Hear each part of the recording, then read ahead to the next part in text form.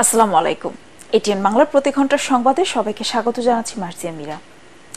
বৈষম্য বিরোধী ছাত্র আন্দোলনের শিক্ষার্থী নিহতের ঘটনায় নাটোর, নারায়ণগঞ্জ ও রংপুরে সাবেক প্রধানমন্ত্রী শেখ হাসিনার নামে আরও 5টি মামলা করা হয়েছে।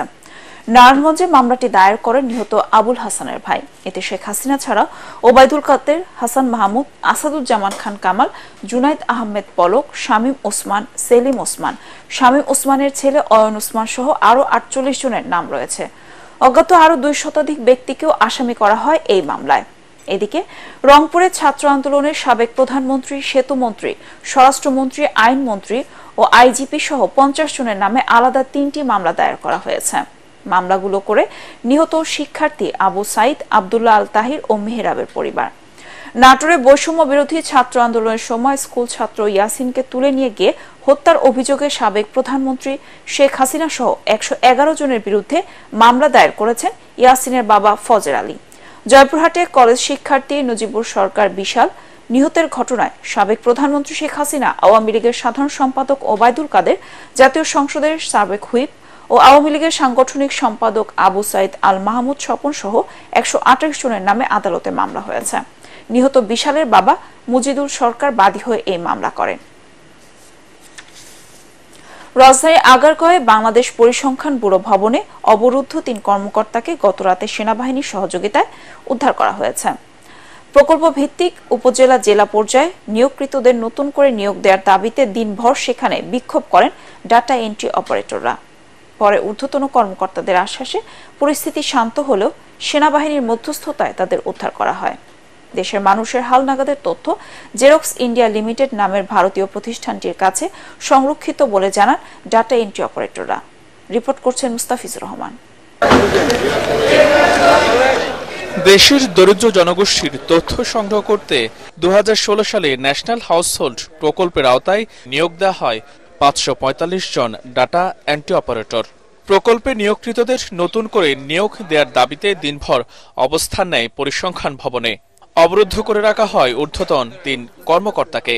3 জন এখনো তাদের হোস্টে অবস্থায় আছে এবং তারা জিম্মি করে রেখে বলছে তাদের দাবি যদি না মানা হয় এই 3 জনকে তারা ছাড়বে না।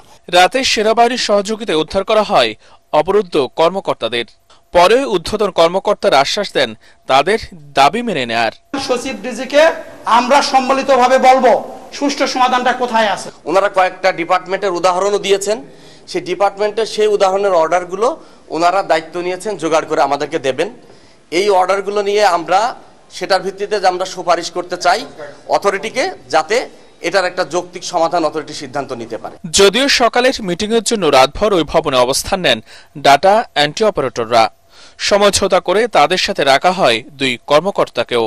মাঠ পর্যায়ে সংগ্রহ করা দেশের নাগরিকদের সব ধরনের তথ্য জেরক্স ইন্ডিয়া লিমিটেড নামে ভারতীয় প্রতিষ্ঠানটির কাছে সংরক্ষিত বলেও জানায় তারা। কোর্টের রায় অনুযায়ী আমরা এখনো কর্মরত আছি, কিন্তু তারা আমাদেরকে অফিসে কোনো বসার জায়গা দিচ্ছে না, আমাদের বেতন দিচ্ছে না। আমাদের যে স্ট্যাটাস কো আছে এটার অনুযায়ী আমাদেরকে পদায়ন অর্ডার করতে হবে। ইন্ডিয়ান জেরক্স কোম্পানির সাথে চুক্তি করে 122 কোটি টাকা করে তাদেরকে দিয়ে এই কাজটা করানোর দায়িত্ব দেওয়া হয়। ফাইনালি দেখা যায় কি যে এরা ইনপুট করতে পারে নাই, স্ক্যানটাও সঠিক হয় নাই, কিন্তু ডাটাগুলো ঠিকই ইন্ডিয়ায় চলে গেছে। ডাটাবেসটা তাদের অ্যাক্সেসে আছে। এমনও হতে পারে আপনার এনআইডি দিয়ে সার্চ দিলে আপনার বাবার নামটা সে মিলিয়ে ফেলতে পারবে। শুরুর দিকে প্রকল্পটির ব্যয় 328 কোটি টাকা থাকলেও কয়েক দফায় বাড়িয়ে তা থেকে 727 কোটি টাকায়। দফায় দফায় মেয়াদ আর ব্যয় বাড়লেও দরিদ্রদের তালিকা তৈরি করা এখনো সম্ভব হয়নি। মুস্তাফিজুর রহমান, এটিএন বাংলা, ঢাকা। এবার আন্তর্জাতিক। আগামী নভেম্বরে মার্কিন প্রেসিডেন্ট নির্বাচনকে ঘিরে প্রতিদ্বন্দ্বী কমলা হ্যারিসের বিরুদ্ধে একের পর এক ব্যক্তিগত আক্রমণ করছে রিপাবলিকান দলের প্রেসিডেন্ট প্রার্থী ডোনাল্ড ট্রাম্প। পেনসিলভানিয়ার এক নির্বাচনী সমাবেশে কমলাকে বামপন্থী ও উন্মাদ বলে মন্তব্য করেন তিনি। এ সময় কমলা হ্যারিসের ব্যক্তিগত নানা বিষয় নিয়ে উপহাস করেন ডোনাল্ড ট্রাম্প। টাইম সাময়িকীর প্রচ্ছদে হ্যারিসের হাস্যোজ্জ্বল ছবিকে একজন পাগলের হাসি বলে মন্তব্য করেন তিনি। কমলার চেয়ে প্রচ্ছদে তাকে বেশি সুন্দর দেখায় বলেও দাবি করেন এই রিপাবলিকান নেতা।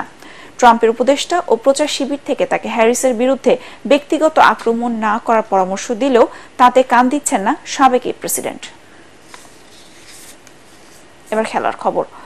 মৌসুমে প্রথম ম্যাচে হোঁচট খেল রিয়াল মাদ্রিদ। লা লিগায় শিরোপা ধরে রাখার অভিযানে মায়োর্কার সাথে 1-1 গোলে ড্র করেছে বর্তমান লিগ চ্যাম্পিয়নরা। মায়োর্কার মাঠে রদ্রিগোর গোলে 13 মিনিটে এগিয়ে যায় রিয়াল। বিরতির পর দুদলই আক্রমণ চালায়, তবে দ্বিতীয়ার্ধের 8ম মিনিটে সমতায় ফেরে মায়োর্কা। রদ্রিগেজের কর্নারে জোরালো হেডে বল জালে পাঠান কসোভান স্ট্রাইকার ভেদাত মুরিচি। ম্যাচের বাকি সময় একাধিক আক্রমণে যায় লাব্রাঙ্কোরা, তবে হতাশ হতে হয় কার্লো আনচেলত্তির দলকে। অতিরিক্ত সময় রেফারির শেষ বাঁশি বাজার আগে মুরিচিকে ফাউল করে লাল কার্ড পান রিয়ালের ফেরলান মেন্দি। পরবর্তী সংবাদ দেখার আমন্ত্রণ জানিয়ে এখনকার মতো শেষ করছি। এটিএন বাংলা সংবাদ ইউটিউব দেখতে ব্রাউজ করুন youtube/ATN Bangla News। ধন্যবাদ সবাইকে।